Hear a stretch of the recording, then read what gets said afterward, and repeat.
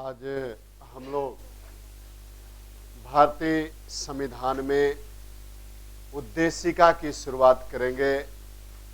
भारतीय संविधान में जो प्रस्तावना दी गई है, इस प्रस्तावना की शुरुआत करेंगे।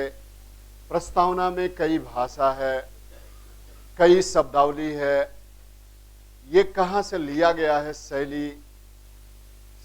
प्रस्तावना की अपनी एक शैली है। ये शैली कहाँ से लिया गया है, इन सब पे हम बातें करेंगे। यहाँ पे पिछले क्लास में हमने बातें किया था। प्रस्तावना को ही संविधान की आत्मा कहा जाता है। प्रस्तावना से हमने ये भी बातें किया था कि ये केस आया बेरुवारीवाद, जिसे बेरुवारीवाद में कह दिया गया कि प्रस्तावना या उद्देशिका संविधान का अभिन्न अंग नहीं है। लेकिन वहीं पर फिर इसे अपने ही आदेश को पलटते हुए सुप्रीम कोर्ट ने केशवानंद भारतीवाद में कहा कि उद्देशिका या प्रस्तावना संविधान का अभिन्न अंग है। न्यायमूर्ति हिदायतुल्लाह ने एक डिसीजन में कहा कि उद्देशिका संविधान का आत्मा है। उसके बाद हमने ये भी बातें किया था, उद्देशिका में मात्र एक बार संशोधन हुआ है।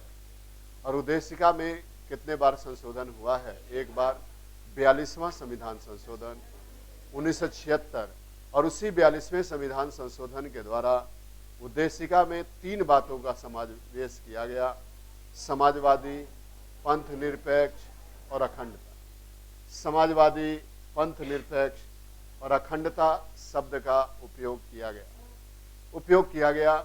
दूसरे पॉइंट पर हम बातें करें, यहाँ पे समाजवादी, पंथ निरपेक्ष, अखंडता के अलावा बाकी इसमें लोकतंत्र, गणराज्य, फिर 5 प्रकार की स्वतंत्रता, 3 प्रकार की न्याय, 2 प्रकार की समता, और एक तरह से इसमें शब्दावली दिए गए हैं।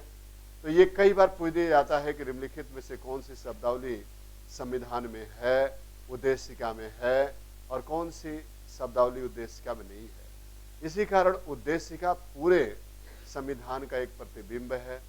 पूरे संविधान में जो बातें निहित है उनको उद्देशिका में दर्शाने का काम किया गया है, उद्देशिका में दिखाने का काम किया गया है।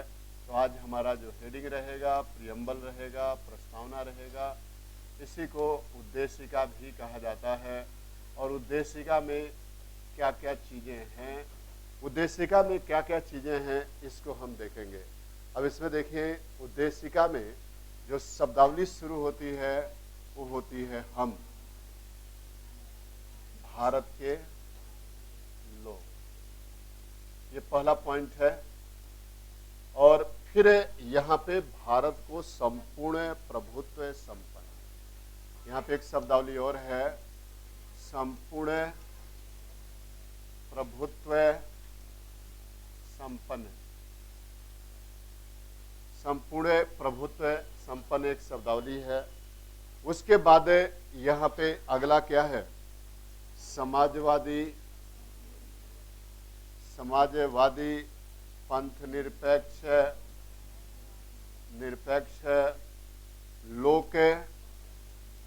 लोकतंत्रात्मक, गणराज्य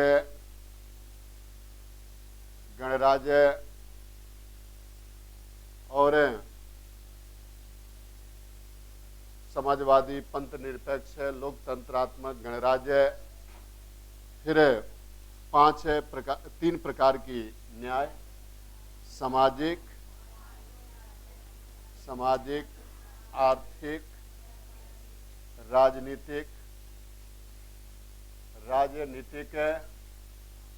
उसके बाद 5 प्रकार की स्वतंत्रता: विचार, अभिव्यक्ति,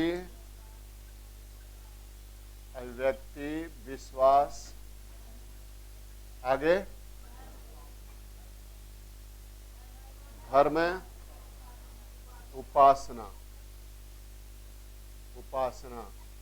की स्वतंत्रता। ये 5 प्रकार की स्वतंत्रता हो गई। उसके बाद 2 प्रकार के समता। कौन कौन? प्रतिष्ठा और अवसर बढ़ाने की समता, यानी कि दो प्रकार की समता। उसके बाद अगला क्या है? बंधुता, गरिमा, व्यक्ति की गरिमा, राष्ट्रीय एकता, अखंडता,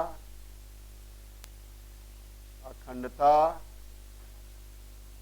बढ़ाने के लिए कृत संकल्प, और कृत संकल्प होकर 26 नवंबर 1949 को।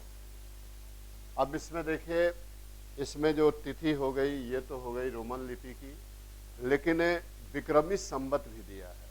और विक्रमी संवत कितना है?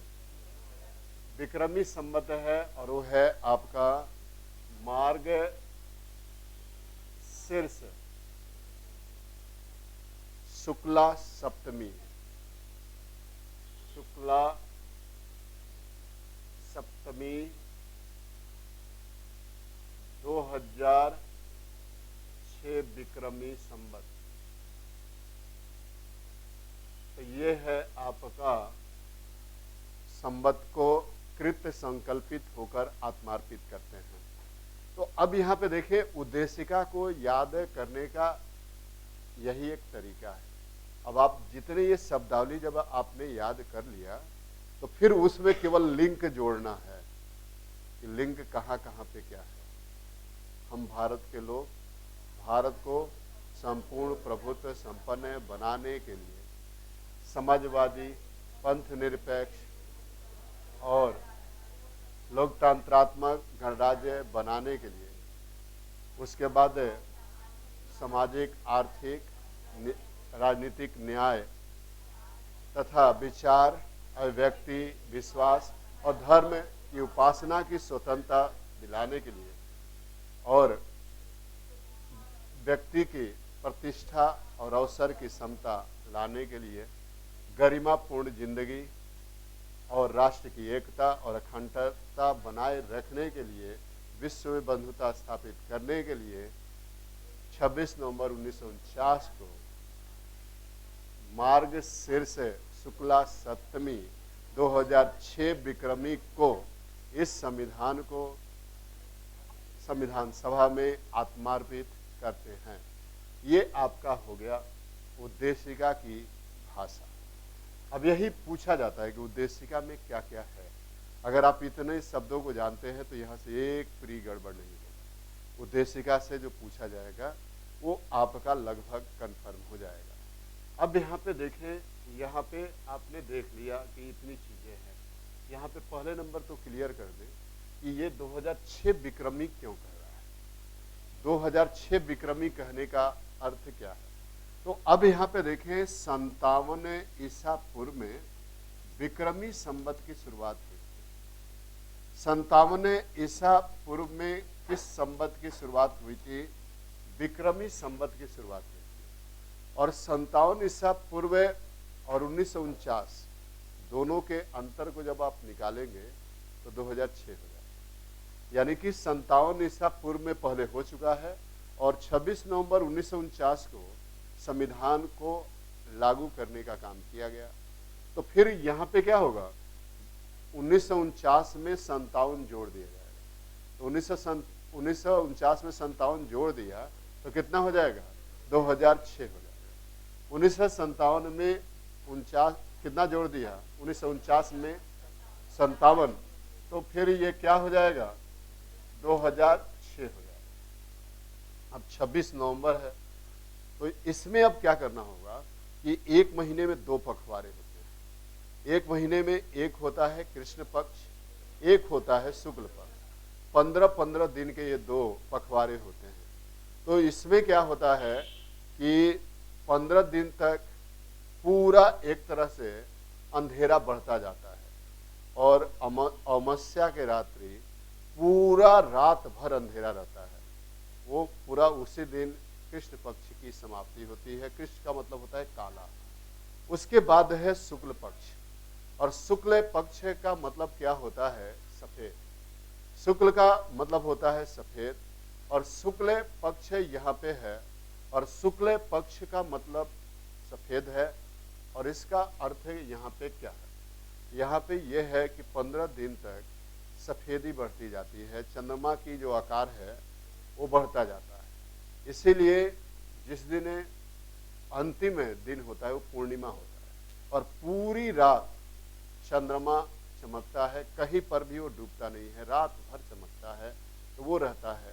तो उसी महीने में जो सप्तमी तिथि थी, यानी कि प्रथम, द्वितीय, दूज, तृतीय, तीज, चतुर्थ है, उसके बाद फिर पंचम, षष्ठी, सप्तमी, उसी सप्तमी को इस संविधान को लागू किया गया था। तो इस तरह यहाँ पे देखा जाए तो इसका मतलब क्या है कि यहाँ पर जो हिंदी कैलेंडर था उसको भी अपनाने पर बल दिया गया, और हमारे देश के संविधान में ये 3 चीजें नहीं थी।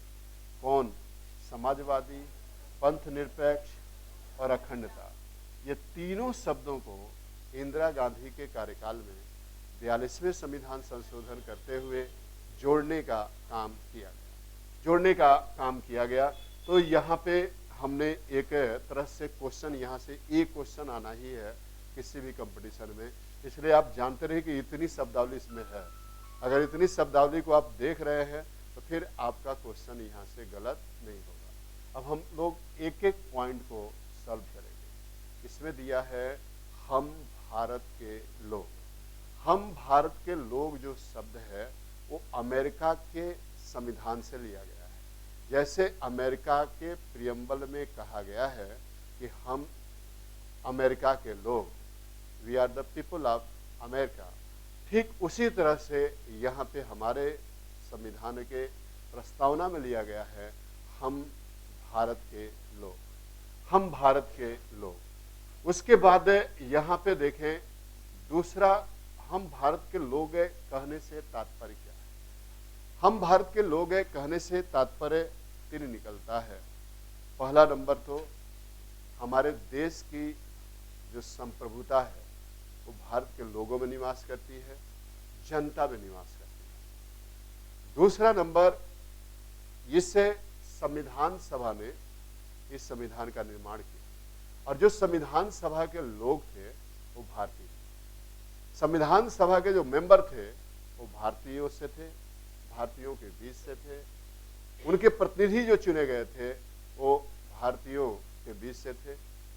इसीलिए तीसरे पॉइंट पे आते हैं, इसीलिए यहाँ पर जिन प्रतिनिधियों ने मिलकर भारत का संविधान बनाया वो जनता के प्रतिनिधि थे, और इसीलिए हमारे संविधान का जो स्रोत है, जो हमारे संविधान की संप्रभुता है, वो किसमें निवास करती है? जनता में निवास करती है। इस हम भारत के जो लोग शब्द है, इसका मतलब ही है कि भारत का संविधान बनाने वाले कोई बाहरी नहीं थे, बल्कि भारत के ही रहने वाले थे और भारतीय जनता के प्रतिनिधित्व करते थे। इसीलिए उन्हें चुना गया था। भारतीय जनता के प्रतिनिधियों के बीच से उन्हें चुनने का काम किया गया था। इसलिए यहाँ पे हम भारत के जो लोग हैं, इस शब्द का यही अर्थ निकल के आता है। दूसरा है संपूर्ण प्रभुत्व संपन्न। ये जो शब्दावली है संपूर्ण प्रभुत्व संपन्न, इसका मतलब क्या है? इसका मतलब है कि भारत के लोगों ने जो संविधान बनाया, भारत के लोगों के द्वारा चुने हुए प्रतिनिधियों ने जो संविधान बनाया, उस संविधान में एक सोवरेनिटी दी गई है और संप्रभुता दी गई है। और संप्रभुता किसे कहा जाता है? संप्रभुता वो शब्द है जिसके साथ जुड़ गया वो व्यक्ति, वो राष्ट्र किसी अन्य के माध्यम से गौर नहीं होगा। एक राष्ट्र के साथ है संप्रभुता का कंसेप्ट है, और जिसमें कहा गया है कि वो राष्ट्र न तो किसी का गुलाम हो, न ही किसी के आदेश से संचालित होता हो, वही संप्रभु है, वही संप्रभु राष्ट्र है। तो ये हमारा देश संविधान के माध्यम से संप्रभु बन जाता है। संप्रभु बन जाता है जिसमें वो भारत स्वतंत्र है और किसी पर राष्ट्र से किसी भी फॉरेनर से ये गौर नहीं होता। ये अपना नियम बनाता है, अपना कानून बनाता है, इसमें किसी के हस्तक्षेप को स्वीकार नहीं करता। अगर कोई भी अंदरूनी मामले में अगर हस्तक्षेप करता है तो भारत उसके लिए तगड़ा जवाब दे सकता है, उसके लिए यहाँ तक जवाब दे सकता है कि परमाणु बम तक भारत पीछा नहीं छोड़ सकता है। परमाणु बम तक भारत पीछा नहीं छोड़ सकता है। ये हमारी संप्रभु ताकत है, ये हमारी संप्रभुता की निशानी है कि हम कहाँ तक, जैसे रामायण महाभारत में कहा गया ब्रह्मास्त्र तक पीछा नहीं छोड़ेंगे, तो भारत परमाणु बम तक किसी भी राष्ट्र का पीछा नहीं छोड़ सकता है। ये हमारी संप्रभु ताकत, संप्रभु ताकत है। ये हमारे कौटिल्य की संप्रभुता दिखाई देती है, मैकियावेली की संप्रभुता दिखाई देती है। यहाँ पे देखा जाए तो सबर्जेंटी, अगर आप फिलॉसफी पॉलिटिकल साइंस पढ़ते हैं तो उसमें संप्रभुता एक कंसेप्ट ही है। संप्रभुता पर कौटिल्य ने अपने विचार दिए हैं। संप्रभुता पर देखा जाए तो आपके मैकियावेली ने दिए हैं, रूसो ने दिए हैं, जितने भी पॉलिटिकल थिंकर हैं वो सबने संप्रभुता के बारे में अलग अलग बातें कही हैं, अलग अलग बातें कही हैं। लेकिन फिर भी हमारी सभी संप्रभुताओं का निचोड़ है हमारे इस उद्देश्य में है, प्रियम्बल में है। भारत एक संप्रभु राष्ट्र जो किसी भी विदेशी राष्ट्र से गौर नहीं होता। तो फिर यहाँ पे थोड़ी सी क्रिटिसाइज है, थोड़ी सी आलोचना भी है संप्रभुता शब्द का। एक तरफ हम कहते हैं कि संप्रभु राष्ट्र है और एक तरफ हम राष्ट्रमंडल सदस्यों का, राष्ट्रमंडल देशों का सदस्य। अभी राष्ट्रमंडल क्या है? राष्ट्रमंडल देश है वो देश हैं कॉमनवेल्थ जो कभी ब्रिटेन के गुलाम रहे। ब्रिटेन ने जितने देशों को गुलाम बनाया था उन देशों की एक टीम बना दिया, एक टीम बना दिया जिसमें भारत भी है, पाकिस्तान भी है, बांग्लादेश भी है। जितने भी दुनिया के देश गुलाम थे उसमें से लगभग 53 देश शामिल हैं। 53 देश, पहले 54 थे, एक देश ने सदस्यता छोड़ दिया, 53 देश है शामिल है। तो अब यहाँ पे कहने का मतलब है कि संप्रभुता में कितने देश है शामिल है, सॉरी ये राष्ट्रमंडल में 53 देश शामिल हैं और राष्ट्रमंडल का सदस्य भारत है। एक तरफ कहता है कि भारत संप्रभु राष्ट्र है और दूसरी तरफ है राष्ट्रमंडल का सदस्य है जो कभी ब्रिटेन के गुलाम रहे हैं। तो फिर इसका ये तो आलोचना कर दिया, तो फिर इसका एक जवाब भी है कि राष्ट्रमंडल का सदस्य भारत है लेकिन भारत स्वेच्छाचारी, जब चाहे तब ये राष्ट्रमंडल की सदस्यता को त्याग सकता है, जब चाहे तब ये राष्ट्रमंडल की सदस्यता को त्याग सकता है। कौन? भारत। भारत पर ये इच्छा पे छोड़ा गया है कि आप सदस्यता को कब त्यागते हो, कब सदस्यता को छोड़ते हो, इसके इच्छा पर निर्भर करता है, निर्भर करता है। अब यहाँ पे देखें तो ये एक तरह से भारत को संपूर्ण प्रभुत्व संपन्न बनाने का कार्य किया गया है। और किसमें संपूर्ण प्रभुत्व संपन्न बनाने का काम किया गया है? और वो किया गया है आपके उद्देशिका के माध्यम से, जिसमें हमने दूसरी शब्दावली पे चर्चा किया। सोवरेनिटी अर्थात संपूर्ण जो प्रभुत्व संपन्न है, इसका मतलब ही है कि हम ऐसे देश के लोग हैं जो इस देश में हमारा संविधान, हमारा देश किसी विदेशी नीति से नहीं चलता, किसी फॉरेनर के द्वारा संचालित नहीं होता। हम इस पे प्रशासन खुद करते हैं और कानून खुद बनाते हैं। हम किसी पर राष्ट्र के पीछे लग्गू नहीं हैं और साथ नहीं। हमारी स्वतंत्र पॉलिसी है, यही संप्रभुता है। उसके बाद देखें अगला है समाजवादी। अब यहाँ पे देखें जो हमारे संविधान की 3 आर्टिकल है मूल अधिकार की, 14, 15, 16। हमारे संविधान की ये पीसीएस प्री में भी आ चुका है। आर्टिकल 14, 14, 15, 16 जो हमारे संविधान की आर्टिकल 14, 15, 16 है, वही किसकी स्थापना करता है? समाजवादी कंसेप्ट की स्थापना करता है। अब इस समाजवादी है क्या? एक ऐसा वाद, एक ऐसी विचारधारा जिसमें समाज के प्रत्येक तबका, प्रत्येक व्यक्ति बराबर हो और समाजवाद के लिए जो भी कार्य किए जाते हैं उस पर सबका अधिकार है। समाजवादी व्यवस्था के तहत जो भी नीतियां लागू की जाती हैं वो किसी के साथ पक्षपात न करती है। इसलिए हमारा संविधान सबके साथ एक समान विहत करता है। हालांकि जो कमजोर वर्ग के लोग हैं, जो एक तरह से बिल्कुल जो समाज से वंचित लोग हैं, शोषित लोग हैं, उनको उठाने के लिए भी हमारा संविधान काम करता है। इसलिए यहाँ पे समाजवादी शब्द में एक तरह से देखा जाए सबको बराबर नजरिया देना, सबको बराबर हक देना, सबको बराबर सरकारी मदद पहुंचाना ही एक तरह से परम लक्ष्य होता है।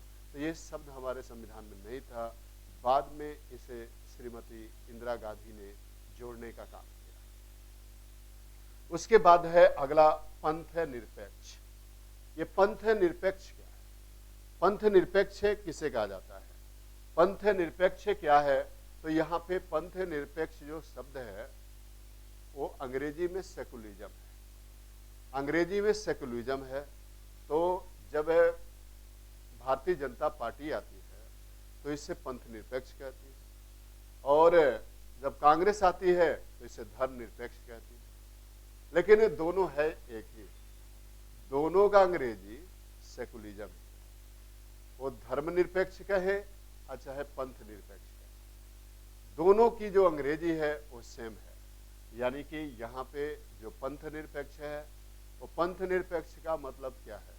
पंथ निरपेक्ष का मतलब है कि जो राष्ट्र है, जो देश है, जो संविधान है, वो किसी भी धर्म के साथ भेदभाव नहीं करेगा और किसी भी धर्म को अपना राष्ट्र धर्म नहीं बनाएगा। जैसे मान चलिए तमाम देशों में वहाँ का व्यक्तिगत जो धर्म है उसको थोपा गया है। कहीं पे इस्लाम है तो इस्लाम को ही अपना धर्म मान लिया गया है, कहीं पर आपका क्रिश्चियनिटी है तो क्रिश्चियनिटी को मान लिया गया है, पारसी है तो पारसी को मान लिया गया है।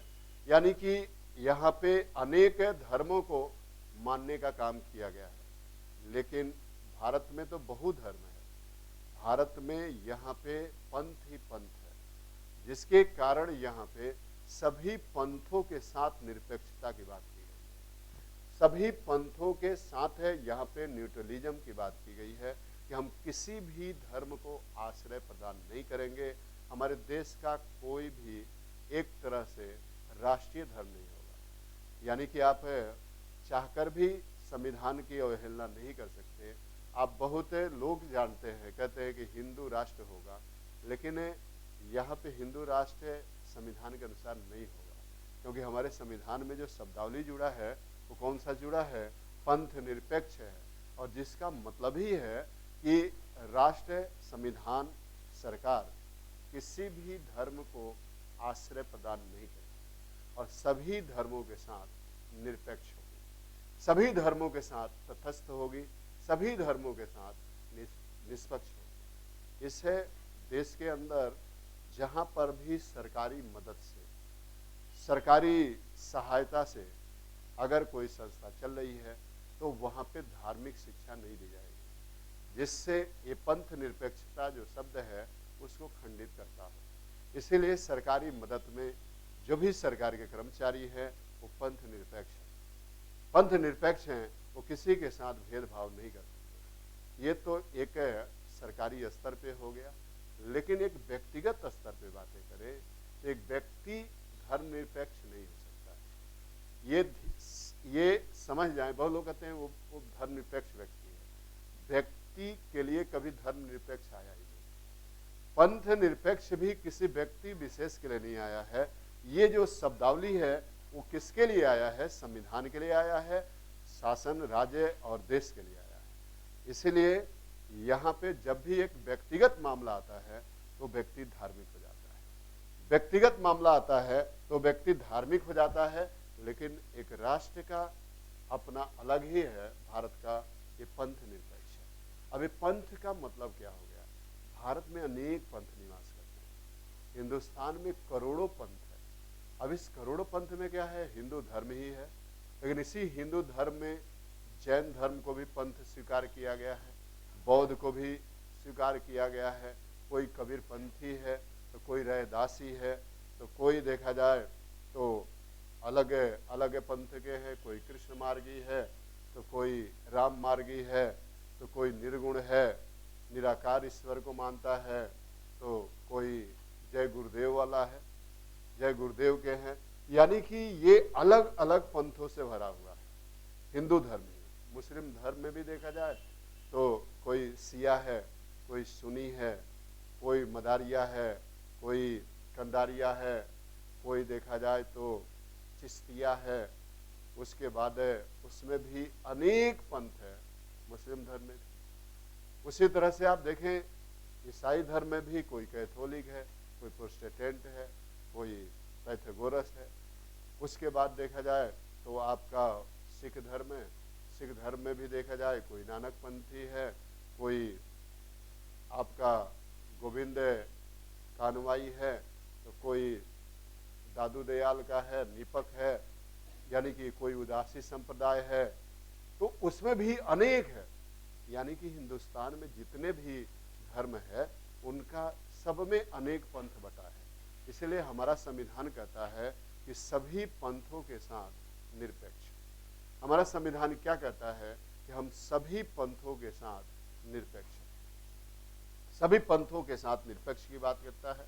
लेकिन जो ये तो भारतीय जनता पार्टी वाले ने कहा कि सभी पंथों के साथ निरपेक्ष रहे, लेकिन वहीं पर जो आपके कौन हैं, जो आपके कांग्रेस के लोग हैं, वो कहते हैं कि केवल 4 धर्मनिरपेक्ष, हिंदू, मुस्लिम, सिख, ईसाई, 4 धर्मों के साथ ही निरपेक्ष। अब इसी के अंतर्गत अब वो क्या कहते हैं कि हिंदू धर्म का ही अंग कौन सा है, हिंदू धर्म के अंतर्गत ही आ जाता है, और वो आ जाता है आपका जैन धर्म है, बौद्ध धर्म है, फिर से जो कबीरपंथी, ये तमाम है, निर्गुण पंथी, ये सब इसी के पार्ट है। इसको कोई अलग मानने की आवश्यकता नहीं। इसलिए आप देखे होंगे पिछले बार 2019 में नहीं, उसके पहले जब बैठक हुई संसद की, तो 3 दिन तक बहस केवल इसी पे चला। राजनाथ सिंह कह रहे थे कि नहीं हमारा देश पंथ निरपेक्ष है, तो सोनिया गांधी कह रहे थे नहीं हमारा देश धर्म निरपेक्ष है। केवल पूरा भारतवासियों को मूर्ख बना रहे थे दोनों, क्योंकि भारत का संविधान तो सेकुलर है, और सेकुलर का मतलब क्या है, वो धर्म निरपेक्ष कहो अच्छा पंथ निरपेक्ष कहो, दोनों बात एक है, दोनों बात एक है, इसमें अंतर कुछ भी नहीं है। हमारे यहाँ अनेक पंथ बटे हैं, लेकिन सभी पंथों के साथ निरपेक्ष कर दो या सभी धर्मों के साथ निरपेक्ष कर दो। अगर आप हिंदू धर्म ही मान रहे हो तो हिंदू धर्म के साथ निरपेक्ष कर दिया, तो अब उसमें सब तो आ गए। ईसाई के साथ कर दिया तो सब आ गए। यानी कि हमारा संविधान किसी के साथ नहीं है, हमारा संविधान निरपेक्ष है। हमारा जो राष्ट्र है वो धर्म निरपेक्ष राष्ट्र है, हमारा जो है वो पंथ निरपेक्ष राष्ट्र है। इसके कहने का मतलब यही है कि हमारा कोई राष्ट्र का धर्म नहीं है, यहाँ पे सब लोग बराबर हैं। उसके बाद है लोकतंत्रात्मक। अगला जो शब्द है वो कौन सा शब्द है, लोकतंत्रात्मक शब्द है। अब ये लोकतंत्रात्मक कहने का मतलब क्या है? लोकतंत्रात्मक कहने का मतलब है कि जनता का, जनता के लिए, जनता द्वारा शासन ही लोकतंत्र है। ये शब्दावली दिया है अब्राहम लिंकन ने। अब्राहम लिंकन के अनुसार, जो अमेरिका के राष्ट्रपति थे, उन्होंने ये शब्दावली दिया था कि जनता के द्वारा, जनता के लिए, जनता से ही शासन लोकतंत्र है।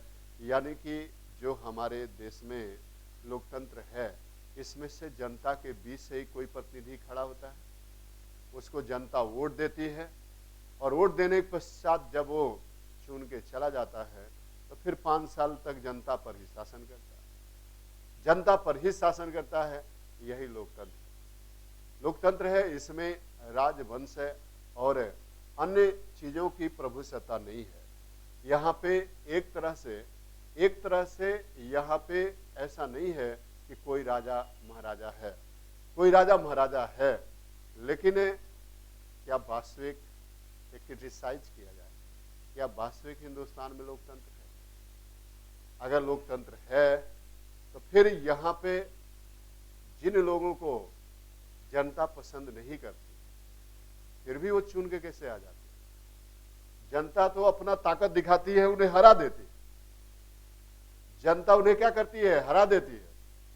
जनता नापसंद करती है, फिर भी वो बैक डोर से संविधान में वो कहां पहुंच जाते हैं? पहुंच जाते हैं राज्यसभा में। राज्यसभा में पहुंच जाते हैं।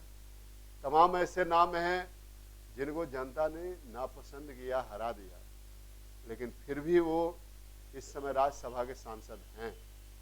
राज्यसभा में वो पहुंच के पॉलिसी मेकर हैं। अब उसमें क्या है? जो सांसद जीते हैं उनको सीधे सीधे उनके द्वारा चुन के उन्हें भेज दिया जाता है।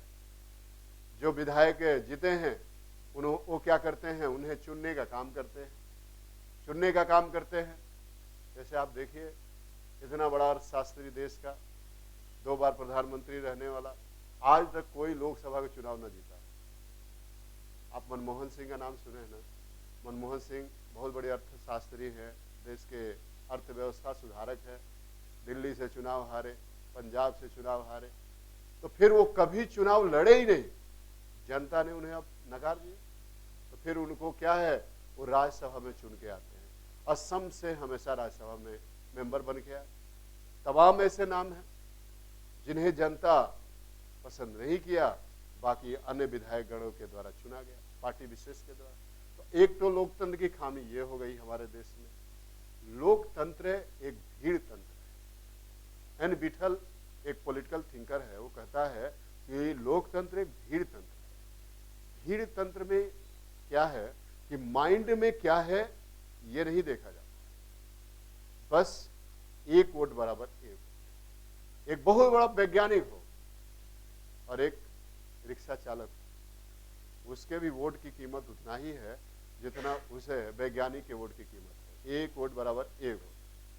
ये तो आपका यहाँ पे ये है कि इसमें केवल सिर गिने जाते हैं कि किस पक्ष में कितना सिर है, उस माइंड में क्या है, उसमें क्या मौजूद है, ये नहीं गिने जाते। आगे हम बातें करें दूसरा, वंशानुगत सत्ता। हमारे यहाँ देखें बहुत से राजनीतिक पार्टियां हैं जिनके वंशानुगत सत्ता चली आ रही है, जो एक लोकतंत्र की खामी है। यहाँ पे हम तो कहते हैं कि जनता का शासन है, तो जनता के प्रतिनिधि के नेता वही हैं जो जिनके पिता, जिनके दादा, जिनके पूर्वज, कोई न कोई पहले राजा महाराजा थे, बाद में वो नेता बने, आज उनके ही परिवार वाले, वंशावली वाले चले आ रहे हैं। वही सिंधिया हैं, वही तमाम नाम है जो पहले भी उनके परदादा से चला आ रहा है, दादी से चला आ रहा है, आज भी वही है। क्यों? क्या उनकी जनाधार है? जनाधार नहीं है, पैसा है। उनके पास पैसा है, और जिनके पास पैसा है वो लोकतंत्र में सबसे बड़ी ताकतवर व्यक्ति वही है। अब 5 करोड़ चुनाव के लिए चाहिए, एक गरीब व्यक्ति को कैसे चुनाव लड़ेगा? वो लड़ना चाहता है लेकिन पैसा खर्च नहीं है, पैसा नहीं है उसके पास। और जब पैसा नहीं है तो एक तरह से क्या होगा, वो जनता के बीच नहीं बांट पाएगा, दारू मुर्गा नहीं खिला पाएगा। अभी आपने देखा वहां पे वो क्या नाम है, हैदराबाद के आगे तेलंगाना में एक विधायक जी, पूरा विधायक गण एक मुर्गा, जिंदा मुर्गा, एक बोतल दारू और एक मुर्गा दे रहे थे, और पूरा लोग प्रसन्न थे, भाई मुर्गा, दारू। तो अब ये लोकतंत्र की क्या है, खामियां हैं। दूसरा है अपराधी। यहाँ पे मैक्सिमम जो नेता हैं जो संसद में चुन के गए हैं, विधायक बन के गए हैं, उन पे हत्या, बलात्कार, लूट है, शायद ही कोई ऐसे मामले हो जो मामले उनके आपराधिक वारदातों में शामिल न हो। इसीलिए हमारे यहाँ राजनीति का अपराधीकरण है, अपराधी ही राजनीति है। एक तरह से इस पर निबंध भी पूछा जाता है कि एक तरह से आपका राजनीतिक अपराधीकरण पर निबंध लिखें, ये बहुत ही महत्वपूर्ण मुद्दा है। दूसरी तरफ है, हम बातें करें, यहाँ पे एक और निबंध पूछा जाता है, भारतीय लोकतंत्र चुनौती और भविष्य, इस पर भी निबंध पूछा जाता है। तो इन सभी बातों को खुल के लिखो, खूब बढ़िया नंबर मिलेगा। ऐसा नहीं है कि अब आप बहुत कुछ चीजें वहां पे छुपाते हो। हाँ, लिखो जो जो खामियां है, मौलिक निबंध लिखो, खूब अच्छा नंबर मिलेगा। ये लोकतंत्र की बात खूबसूरती है। ये थोड़ा बहुत खामियां है जिस पर हमने बातें किया। जनता के द्वारा, जनता के लिए, जनता के द्वारा शासन ही लोकतंत्र है। अगला है एक शब्दावली, गणराज्य। हमारा संविधान एक गणराज्य है। अभी गणराज्य कहने का तात्पर्य क्या है? गणराज्य का मतलब है जहां की सत्ता अनुवांशिक न हो, जहां का राष्ट्राध्यक्ष अनुवांशिक न हो। तो राष्ट्राध्यक्ष है कौन होता है? राष्ट्रपति। हमारे भारत का राष्ट्राध्यक्ष कौन है? राष्ट्र का प्रमुख कौन है? राष्ट्रपति। तो राष्ट्रपति हमारे यहाँ एक तरह से पेपर बेचने वाला, लकड़ी चुनने वाला, देश के छोटे से छोटे पदाधिकारी भी हमारे देश में राष्ट्रपति बनने की योग्यता रखते हैं और उन्हें पहुंचा दिया जाता है। उन्हें पहुंचा दिया जाता है। यही गणराज्य, जहां पे अनुवांशिक सत्ता न, लेकिन वहीं पर जहां पे अगर राजा है अनुवांशिक हो तो वो गणराज्य नहीं होता। मान चलिए ब्रिटेन है, जापान है, तमाम ऐसे देश हैं जहां पे वही पीढ़ी दर पीढ़ी वाली सत्ता चली आ रही है। उनके पूर्वज उस पे राज परिवार के थे, आज उसी परिवार का व्यक्ति वहां पे मौजूद है, तो वहां पे अभी भी राजतंत्रात्मक प्रणाली चल रही है। लेकिन हमारे यहाँ गणराज्य है, और गणराज्य का मतलब है हमारे यहाँ का जो राष्ट्रपति है वो चुना जाता है और अनुवांशिक सत्ता नहीं है, और इसीलिए यहाँ पे गणराज्य है। एक बार पूछ दिया दरोगा की फ्री में, और पुलिस वाले ने भी पूछा कि भारत एक गणराज्य है, क्योंकि यहाँ पर अनुवांशिक सत्ता नहीं है, यहाँ का राष्ट्राध्यक्ष अनुवांशिक नहीं है, इसीलिए भारत क्या है? एक गणराज्य। इसीलिए भारत क्या है? एक गणराज्य है। यहाँ पे पहली शब्दावली है। उसके बाद यहाँ पे देखें हमारा राष्ट्रीय गणराज्य कब बना? ये बना 26 जनवरी 1950 में, जब देश के राष्ट्रपति, प्रथम राष्ट्रपति डॉक्टर राजेंद्र प्रसाद ने शपथ लिया। उसी दिन हमारा देश है क्या बन गया? हमारा देश है एक गणराज्य बन गया। दूसरा देखें, इसमें 3 तरह के न्याय का उल्लेख है। एक न्याय को हमने क्या कहा? सामाजिक। दूसरे को क्या कहा? आर्थिक। तीसरे को क्या कहा? राजनीतिक। यहाँ पे देखें सामाजिक कहने का मतलब क्या है? सामाजिक, आर्थिक, राजनीतिक कहने का मतलब क्या है? सामाजिक न्याय का मतलब है, सोशल जस्टिस का मतलब है कि संविधान के नजरों में प्रत्येक व्यक्ति एक बराबर है, उससे सबको एक समान देखा जाता है। लेकिन वहीं पर है, आप देखें विकलांगों के लिए, महिलाओं के लिए, बच्चों के लिए कुछ प्रावधान दिए जाते हैं, और उससे भी सामाजिक न्याय का उल्लंघन नहीं होता। वो भी एक सामाजिक न्याय का हिस्सा होता है कि अगर आप विकलांग व्यक्ति है तो उससे कहीं रिजर्वेशन देते हैं, या फिर उसे ट्रेन, बस इत्यादि में सीट का रिजर्वेशन करते हैं, तो वहाँ पे सामाजिक न्याय कहीं पर भी उल्लंघन नहीं होता। महिलाओं के लिए व्यवस्था करते हैं, महिलाओं के लिए अगर आप छूट देते हैं, महिलाओं के लिए आप एक तरह से क्या करते हैं, वहाँ पे सुरक्षा की बात करते हैं, महिलाओं के लिए कानून बनाते हैं, महिलाओं की सेफ्टी के लिए, महिलाओं के सुरक्षा के लिए कानून बनाते हैं। तो अब यहाँ पे ये आपका सामाजिक न्याय ही है। बहुत से राज्यों ने, अगर आप महिला है और महिला है, अकेली है, आपको लगता है कि असुरक्षा की भावना है, तो फिर आप वहाँ पे पुलिस को फ़ोन कीजिए, पुलिस आपको घर तक सुरक्षित छोड़ेगी। जैसे पंजाब इत्यादि में ये पहले से ही कानून चला रहा है कि अगर आप असुरक्षित महसूस कर रही है, महिला है, तो आप कभी भी फ़ोन करेंगे, थाना आपको ले जाके, पुलिस ले जाके आपके घर तक पहुँचाने काम करेगी। या फिर तमाम जगहों पे है, यहाँ पर भी है, आप तो ऐसा महसूस होता है तो 112 या 100 नंबर जो भी आप पहले डायल होता है, डायल करें, वो आपको सुरक्षित पहुंचाने का काम करेंगे। ये एक तरह से मैनुअल में है, कानून में है। अब यहाँ पे देखें दूसरी तरफ है, जो बच्चे हैं उनके भी एक तरह से छूट दी जाती है, उनके लिए भी तमाम तरह के प्रोविज़न दिए गए हैं। ये सब कुछ है सामाजिक न्याय का एक हिस्सा है। सोशल वेलफेयर के लिए, गरीबों के लिए, अन्य चीज़ों में उनके लिए जो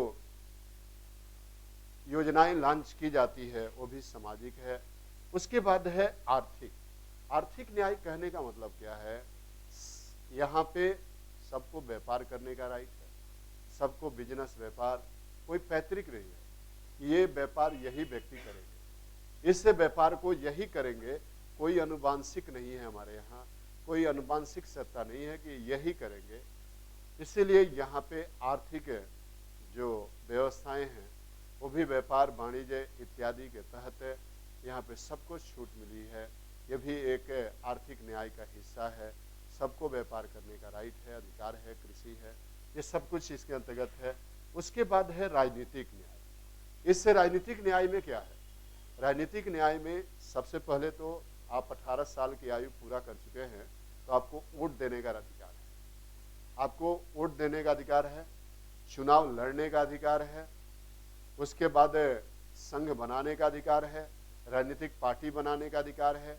ये सब कुछ आपके इस पॉलिटिकल जस्टिस के अंतर्गत आता है। आगे है 5 प्रकार की स्वतंत्रता है। एक है विचार। विचार, जिससे विचार में क्या आता है? एक आइडिया आता है। तो आप देखें, विचार की स्वतंत्रता आपको दिखाई देती है फेसबुक पर। जैसे आपको बहुत कुछ नहीं लेना है, आपको बुलाया जाए कि आप आइए और 2 घंटा आप टाइम दीजिए, आप टाइम नहीं देंगे, लेकिन फेसबुक पर लिखे डाले हैं कि इस देश के साथ भारत को कोई समझौता नहीं करनी चाहिए। आप लिखते हैं कि नहीं लिखते हैं? फेसबुक पर कोई बात आती है तो सीधे सीधे कहते हैं रसिया के साथ बात करना चाहिए, हैं? रसिया हमारा मित्र है। फिर आप उस पर विचार अपनी देते हैं कि ये व्यक्ति बहुत बेकार है, उस फेसबुक पर बहुत झल्लाते हैं, किसी को गाली देते हुए नजर आते हैं। वो लोग तो फेसबुक पर गाली देते हैं। तो अब यहाँ पे है क्या? ये विचार है आपका।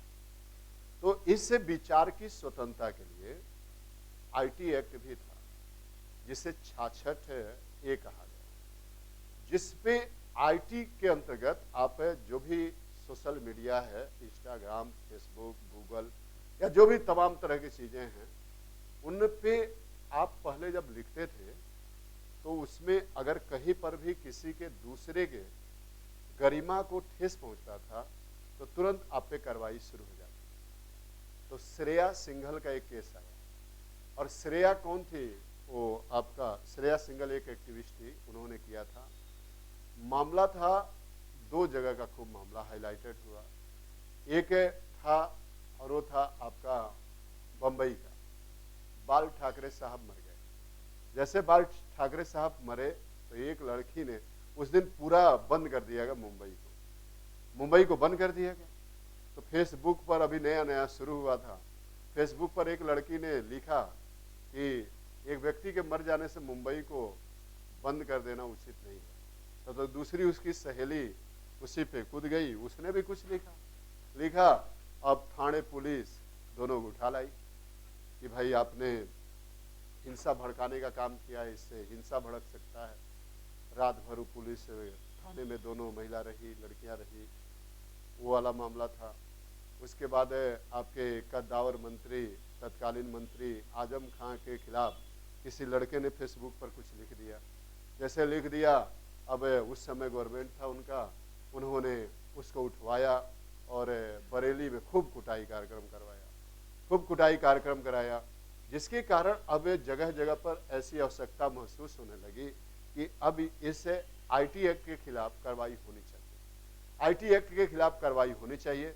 तो फिर यहाँ पे श्रेया सिंघल एक वकील थी, उसने डाला, और जब रिट डाला तो रिट डालने के पश्चात क्या हुआ, वहाँ पर सीधे सीधे सुप्रीम कोर्ट ने कहा कि जब आर्टिकल 19 में आपने कानून बना रखा है तो फिर इसकी आवश्यकता क्या है। अब इसीलिए अब एक आईटी आज़ादी मिल गई, सुप्रीम कोर्ट ने हटा दिया उसको। जब हटा दिया तो अब आज आज़ादी है, विचार की आज़ादी है, अब विचार की आज़ादी है, आप फेसबुक पर, गूगल पर, जो भी मतलब आपके पास है, पता नहीं कौन कौन इतना आ गया, तो उस पर जो भी लिखना है लिखते रहिए। अगर आप थोड़ा सा दिक्कत होगा तो पकड़े जाएंगे, नहीं तो सब चल रहा है। तो अब यहाँ पे क्या है, ये विचार है, आपको स्वतंत्रता प्राप्त है। दूसरा है अभिव्यक्ति। अभिव्यक्ति का मतलब होता है जो बोलना होता है, एक्सप्रेस करना होता है। तो एक्सप्रेस करने के दो माध्यम, एक प्रिंट मीडिया और एक इलेक्ट्रॉनिक मीडिया और एक सोशल मीडिया। 3 मीडिया हो गए जिसके माध्यम से आप किसी बात को अभिव्यक्त करते हैं। यानी कि आप देखते होंगे जो लोग बोलना चाहते हैं वो क्या करते हैं, सीधे प्रेस कॉन्फ्रेंस करते हैं, प्रेस वाले पहुंच जाते हैं, पूरा टीवी चैनल, हर न्यूज चैनल, हर जगहों पे वो सुनाई देता रहता है, उनकी जो अभिव्यक्ति है वो हर जगह पहुंच गई। इसको अभिव्यक्ति की स्वतंत्रता कहा जाता है। फिर आप जो समाचार पत्र में आप देखते होंगे, कोई भी बात समाचार पत्र में पब्लिश हो जाता है, ये समाचार पत्रों की आज़ादी है। और तीसरा है, और वो है आपका जो सोशल मीडिया है। वो सोशल मीडिया पर भी बहुत लोग कहते हैं मैं इतने बजे लाइव आऊँगा, वो लाइव आते हैं, फेसबुक पर लाइव, इंस्टाग्राम पर लाइव, ट्विटर पर लाइव, तमाम जगहों पे वो आते हैं, अपनी बातों को रखते हैं। तो ये भी क्या है, अभिव्यक्ति की आज़ादी है। उसके बाद है, ये स्वतंत्रता हो गई दूसरी। तीसरी स्वतंत्रता है विश्वास। अब देखिए, दो चीजें होती हैं, एक होता है बिलीफ, एक होता है फेथ। तो यहां पे बिलीफ की स्वतंत्रता दी गई, विश्वास। एक विश्वास होता है और एक आस्था होता है। एक विश्वास होता है, एक आस्था होता है। तो यहां पे क्या है कि आस्था में तर्क नहीं चलता है, लॉजिक नहीं चलता है, लेकिन विश्वास में लॉजिक चलता है। लॉजिक का मतलब समझ है ना, तर्क की कसौटी पे जो खरा उतरे, उस पे जो आप बिलीव कर रहे हैं वो विश्वास है। लेकिन जो आस्था है, वो आस्था में बिल्कुल आप ब्लाइंड रहते हैं कि श्री राम हैं, हनुमान जी हैं और सीता माता हैं। लेकिन अब विश्वास में क्या है, तर्क की कसौटी पे कसते हैं। तो विकास देवी करती क्या कहते हैं, विकास देवी करती कहते हैं कि हनुमान जी इतना ताकतवर थे तो सीता को उठा लाते। तो या तो फिर उन्हें संपूर्ण रामायण का ज्ञान नहीं, क्योंकि वहां पे मर्यादाओं की बात है कि सीता पर पुरुष के साथ बैठ के कैसे जा सकती है, तो उनको उतना ज्ञान नहीं है। इसीलिए इस तरह के मंच से और वही सोशल मीडिया, इलेक्ट्रॉनिक मीडिया पे बात करना। तो अब यहाँ पे है क्या, ये दो चीजें हैं, आस्था और विश्वास। आस्था हमेशा दिल से उत्पन्न होती है और उसमें आंखें बिल्कुल एकदम एक तरह से बंद हो जाती है। और दूसरा नंबर जो विश्वास है, वो विश्वास में तर्क होता है कि ये सही है, ये गलत है, ये करने से हमें क्या लाभ होगा, ये करने से हमें क्या फायदा होगा। तो इसको क्या कहा जाएगा, विश्वास कहा जाएगा। मान चलिए जैसे ये मार्कर है, अब आप वहां से देख रहे हैं, कहेंगे कि ये ब्लैक डायमंड होगा, लेकिन ये अब ब्लैक डायमंड होगा किसी ने कह दिया, तो आपने आस्था के तहत इस पे विश्वास कर लिया, ये ब्लैक डायमंड हो गया, ये आस्था है। लेकिन आप तर्क करोगे तो उसमें क्या होगा, ये विश्वास आएगा कि भाई कम फीस लेकर पढ़ाने वाला गुरुजी 1 करोड़ का मार्कर कैसे यूज कर सकते हैं। मतलब अब आप तर्क करोगे और तर्क करके कसौटी पर कसते हुए इस पे विश्वास करोगे कि नहीं होगा, ये ब्लैक डायमंड का ये कह रहा था लेकिन मुझे विश्वास नहीं है, ये नहीं होगा। वो विश्वास। और आस्था कभी कभी बहुत गलत जगह पर ले जाता है। आस्था कभी कभी व्यक्ति को बहुत गलत धकेल देता है, क्योंकि वहां पे बहुत कुछ चीजें होती है जहां पे ब्लाइंड रूप से व्यक्ति मान लेता है, ब्लाइंड रूप से व्यक्ति मान लेता है और कहता है कि नहीं, इससे मेरा बेहतर होगा, बेहतर होगा। तभी आप देखिए एक लड़की कल उसके कई टुकड़े करके मार दिए गए। अब उसने माता पिता अगर चाहे होते तो उसकी शादी तो नहीं होती, लेकिन उसको लगा कि नहीं, हमें इंसान होना जरूरी है, हम इंसान के तहत क्या कर रहे हैं, शादी विवाह कर रहे हैं। लेकिन उसी के प्रेमी ने क्या किया, उसको 35 टुकड़ा में काट के फ्रीज और पता नहीं कहाँ कहाँ रखा, कहाँ कहाँ रखा। तो अब ये दिल्ली की घटना है, कल बहुत हाईलाइटेड रहा मामला। तो अब यहाँ पे है क्या, उसने आस्था किया, उसमें तर्क कोई नहीं चला, तर्क नहीं चला।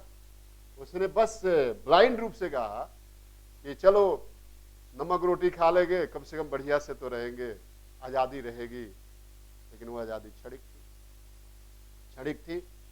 लेकिन वही जो विश्वास है, जो शादी विवाह होता है उसमें विश्वास भी बहुत चलता है। लोग जाते हैं, पता करते हैं, पूरा खानदान, पता नहीं कहाँ कहाँ रिश्तेदारी है उनकी, पूरा वो लोग घूम घूम के 10 दिन जिनके यहाँ शादी तय करना है, बोले पुराने वाले लोग। इसीलिए पुराने वाले लोगों की देखिए शादी वो वैसे ही चल रही है। और आज आधुनिक टीना डाबी और पता नहीं एक और IAS, भाई इतना इंटेलेक्चुअल है ना लोग, टूट गया। तमाम बड़े बड़े नामों को देखिए, 10 साल 15 साल शादी किए, टूट गया। अरे दुनिया का सबसे बड़ा धनी व्यक्ति का देखिए, हैं, अब वो टूट गया क्योंकि वहां पे क्या था, वो तर्क कर रहे थे, तर्क कर रहे थे। और तर्क जहां पर भी चलेगा वहां पे रिश्ते नहीं चलेंगे। इसलिए आस्था का यहाँ पे जो रोल है वो आस्था अलग है, और यहाँ पे हमारे संविधान में आस्था को दिया ही नहीं गया। मान चलिए आप कह रहे हैं कि बलि चढ़ा दो किसी व्यक्ति को, इनको पुत्र हो जाएगा, तो अब बलि चढ़ा देंगे तो वो तो आस्था के नाम पे आपने चढ़ा दिया, लेकिन आपने तो अपराध किया ना। विश्वास तो ये होगा कि कहीं ना कहीं कुछ दिखते हैं या अन्य चीजें हैं जिसके कारण बच्चा नहीं हो रहा है। अब उसके लिए किसी को बलि चढ़ा के और आपको पुत्र उत्पन्न हो जाए या संतान उत्पन्न हो जाए, तो ये तो सरासर अपराध है। ऐसे करने और कराने वालों को बिल्कुल एक तरह से छोड़ना नहीं चाहिए। तो ये क्या है, आपका विश्वास है। तो हमारे संविधान में विश्वास की स्वतंत्रता दी गई है, ये ध्यान रखिए। आस्था में तर्क नहीं चलता, और धर्म में भी उसी तरह के हालात। आप अगर तर्क लगाओगे तो कोई भी धर्म है, कोई भी ईश्वर सिद्ध नहीं, कोई भी ईश्वर सिद्ध नहीं होगा तर्क करोगे तो। और इसी को दर्शन में प्रॉब्लम ऑफ इविल कहा गया, अशुभ की समस्या कहा गया। अशुभ की समस्या में कहा गया है कि हम या इंसान उन्हें अपराधों की सजा क्यों पाता है जिसका वो गुनहगार नहीं है। बहुत ऐसी चीजें हैं जो व्यक्ति वो अपराध नहीं किया है फिर भी वो दंड पा जाता है। तो यही अशुभ की समस्या। मान चलिए आपने अपराध किया, दूसरे ने अपराध किया, और छोटे से बच्चा भी आपके साथ है, वहां पे बम रखा गया और आपको मारने के लिए रखा गया। छोटा सा बच्चा 2 साल 1 साल का खेल रहा है, वो भी उसमें डेड कर गया। उस बच्चे ने कौन सा अपराध किया तो उसको मार दिया गया? भाई एक व्यक्ति ने अपराध किया तो उसको सजा मिलनी चाहिए, बाकी अन्य को क्या मिल रही है? आप आस्था के नाम पे मंदिर में जा रहे हो और मंदिर में बम लगाया गया है, मस्जिद में बम लगाया गया है, जब फटेगा तो उसमें तो इंसान ही मरेंगे ना। अगर ईश्वर है, ये मैं नहीं कह रहा हूं, ये वहां पे तर्क कह रहा है, विश्वास कर रहा है कि अगर ईश्वर है और वो जानता है कि मंदिर में बम लगाया जा चुका है, तो सबसे पहले उसको डिफ्यूज कर दे। भाई वो तो सर्वज्ञ है, God is omnipotent, omniscient, omnipresent. ईश्वर सर्वव्यापी है, सर्वज्ञ है, सर्वशक्तिमान है। तो सबसे पहले उसको क्या करना चाहिए? डिफ्यूज कर देना चाहिए, लफड़े खत्म। भाई बाबर ने मस्जिद तोड़ा तो बाबर के हाथे काट देना, मंदिर तोड़ा हाथे काट देना चाहिए ताकि लफड़े खत्म हो जाता उस समय, लेकिन ऐसा नहीं हुआ। अगर आप तर्क करोगे तो कोई ईश्वर, कोई देवता, कोई भी धर्म सिद्ध नहीं होगा मानवता के अलावा, मानवता के अलावा। इसीलिए यहाँ पे जो धर्म के विषय होते हैं उसमें तर्क नहीं चलता, विश्वास नहीं चलता, उसमें क्या चलता है? आस्था। लेकिन फिर भी बौद्धिकता यही कहती है कि आप उसमें कुछ संशोधित करके विश्वास करो, अगर तर्क करके विश्वास करो। अगर तर्क करके विश्वास करोगे तो बेहतर रहेगा, यही स्वतंत्रता है। उसके बाद है धर्म की स्वतंत्रता। प्रत्येक व्यक्ति का अपना धर्म है और उससे धर्म को यहाँ पे स्वतंत्र किया गया। मान चलिए बहुत लोग कहते हैं हम किसी धर्म को नहीं मानते, वो मानव धर्म को मानते हैं। मानव धर्म को मानते हैं, कोई बीमार हो गया, कोई बुजुर्ग हो गया, उसकी सहायता करते हैं। अब वहाँ पे ये तो पूछ के नहीं करते कि तुम हिंदू हो कि मुसलमान हो कि सिख हो कि ईसाई हो या अन्य पंथ के हो, वो केवल मदद करते हैं। वो क्या करते हैं? केवल मदद करते हैं, मदद करते हैं। उसके बाद ये आपकी धार्मिक स्वतंत्रता हो गई। उसके बाद है अगला है उपासना। उपासना का मतलब होता है पूजा पाठ, रीति रिवाज, परंपराएं। जैसे आप प्रातःकाल नहा धोआ के पूजा करते हैं, ये उपासना। आप भंडारा करते हैं या जो भी मन्नत मांगते हैं, लड्डू ले जाके चढ़ाते हैं। पीसीएस फ्री हो गया तो लड्डू चढ़ाएंगे, और पीसीएस बन गए तो छोड़ा चढ़ाएंगे।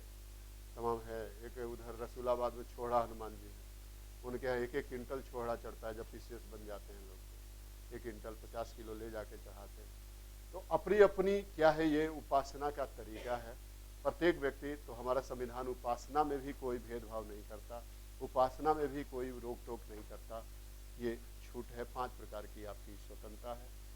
उसके बाद है और वो है आपका प्रतिष्ठा और अवसर। प्रत्येक व्यक्ति को गरिमापूर्ण जिंदगी जीने का अधिकार है। उसके गरिमा को कहीं पर भी ठेस नहीं पहुंचाया जा सकता। उसके गरिमा को, प्रतिष्ठा को कहीं पर भी ठेस नहीं पहुंचा सकते। अगर पहुंचाते हैं तो वो आप पर मानहानि का मुकदमा दर्ज कर सकता है। कहीं पर भी आप अगर गरिमा को ठेस पहुंचाते हैं, प्रतिष्ठा को ठेस पहुंचाते हैं, तो वो चाहे तो आप पर मानहानि का मुकदमा करेगा और कोर्ट में आपको जाना पड़ेगा। कोर्ट आप पर जुर्माना लगाएगा या कहेगा नहीं आप माफी मांग लीजिए, बस माफी मांग लीजिए। माफी अगर मिल गई तो ठीक है, ठीक है। तो अब यहाँ पे क्या है? प्रतिष्ठा, अवसर सबको मिलना चाहिए। अवसर अगर सबको मिलता है तो फिर समता ही स्थापित। अब अवसर केवल एक ही परिवार, एक ही व्यक्ति, फिर उसी के रिश्तेदार, उसी के भाई भतीजा या अन्य को मिले, तो फिर ये अवसर कहाँ हुआ? ये अवसर नहीं हुआ।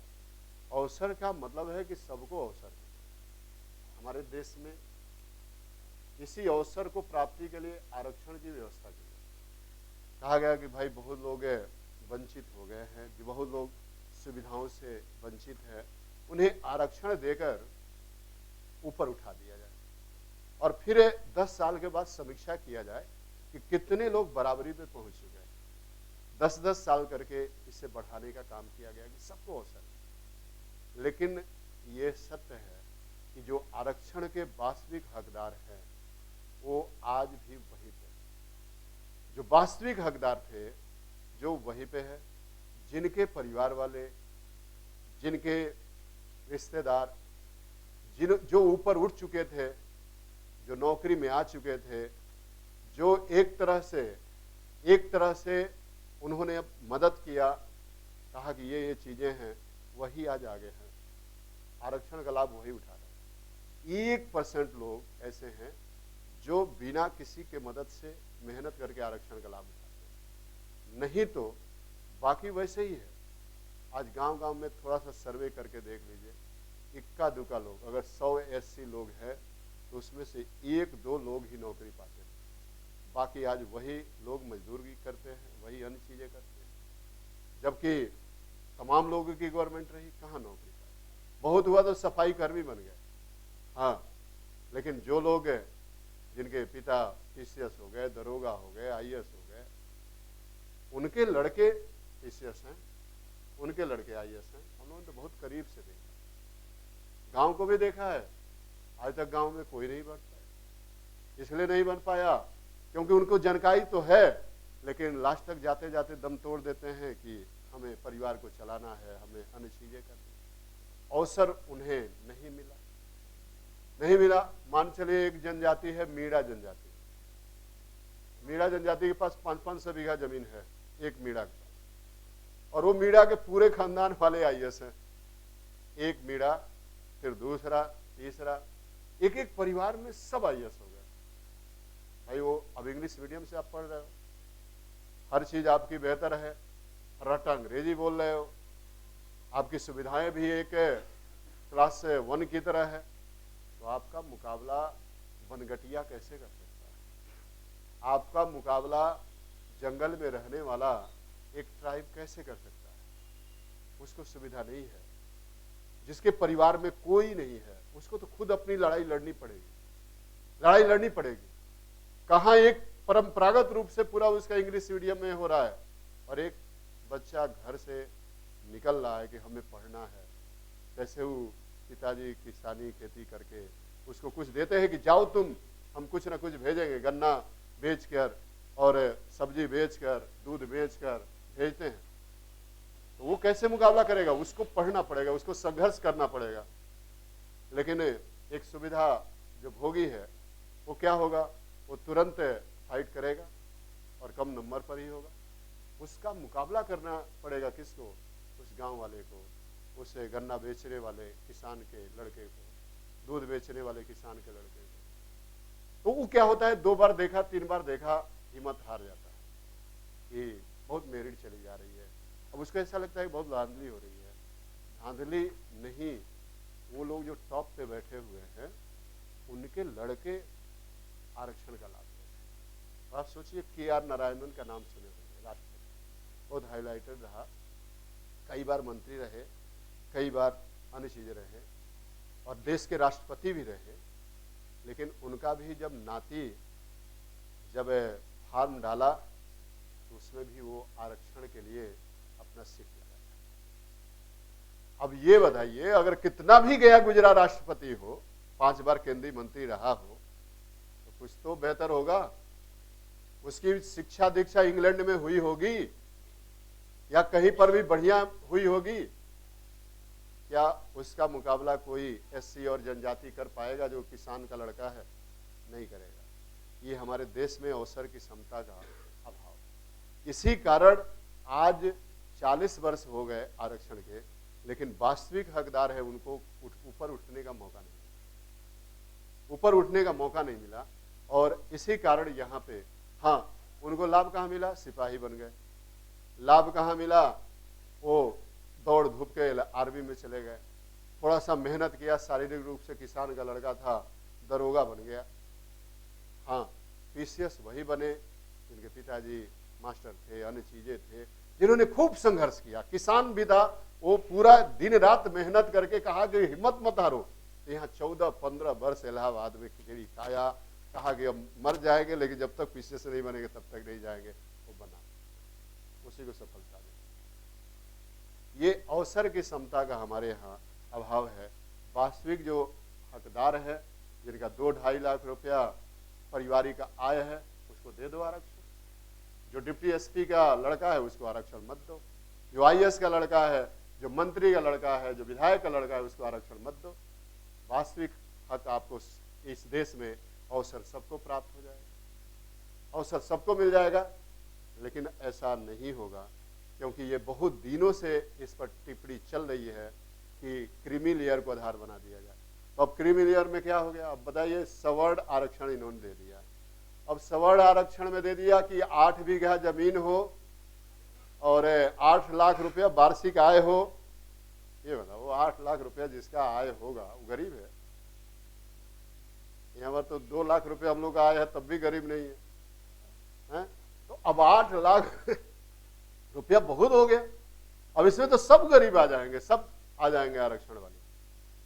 उनको दो जिनके पास खेत नहीं है, जो मेहनत करते हैं, उसके पिता मजदूरी करता है, उसके लड़के को दो। अगर उसके लड़के को दोगे तभी समता आएगी, तभी अवसर का प्राप्ति होगी, ऐसे नहीं होगा।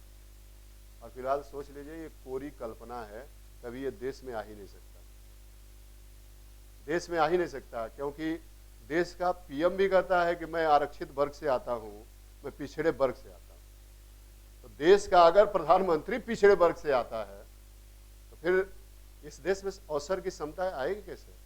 नहीं आएगी, नहीं आएगी। कैसे पिछड़ा होगा? देश का हर व्यक्ति ने चुना होगा ना उसको।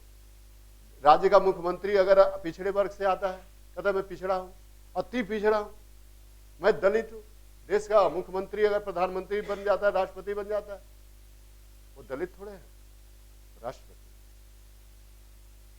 दलित जो शब्द है उसके लिए आया है, जो पिछड़ा है, जो बिल्कुल दबा हुआ है, जो बिल्कुल आज भी उसी अवस्था पे है, मैला ढो रहा है, अभी भी वही घर पे गांव में उसी तरह के आर्थिक हालात हैं कि कहाँ से आएगा। छोटा सा बात करें, हमारे यहाँ कुशीनगर में एक मुसहर प्रजाति है, मुसहर प्रजाति के बहुत लोग बड़े बड़े नेता बन गए, लेकिन आज तक उस गांव के लोग वही हालात में है, कोई नौकरी नहीं मिला, हर साल खाए बगैर मरते हैं।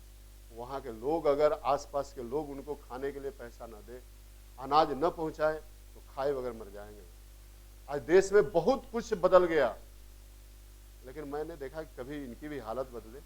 उनके बच्चे वही मजदूरी जब करते हैं तब परिवार की हालत अच्छी होती है। तो हमारे देश पे जो अवसर की क्षमता है वो बहुत ही सीमित है। अगला देखें, अगला है गरिमापूर्ण जिंदगी, जीने का अधिकार सबको हो, एकता इस भारतवर्ष में हो, सब लोग भाई भाई हो, मानव है, सब इंसान है, सब में एकता हो, अखंडता शब्द हो, ये भारत का राज्य हो, व्यक्ति हो, कोई भी इस भारत के अखंडता को अक्षुण्ण नहीं कर सकता, क्योंकि भारत एक तरह से मजबूत राष्ट्र है। ये सभी राज्यों में भले बटा है, लेकिन कहीं पर भी अखंडता नहीं टूट सकती है। और इसी के साथ जो 26 नवंबर 1949 को इसे लागू किया गया, तो एक एक शब्द को हमने यहाँ पे क्लिफाई किया, एक एक शब्द को हमने परिभाषित करने का काम किया, परिभाषित करने का काम किया। तो अब यहाँ पे क्या है कि आपका मेंस में भी पूछ दिया जाता है कि प्रस्तावना में जो शब्दावली दी गई है उसको परिभाषित करें। तो आप मेंस में भी देख सकते हैं, प्री की भी बातें किया कि इसमें कितने न्याय है, कितनी समता है, कितना क्या है, कौन शब्दावली है, इन सब पे हमने चर्चा किया, सब पे चर्चा किया। हमने एक एक लाइन को कल लिखा।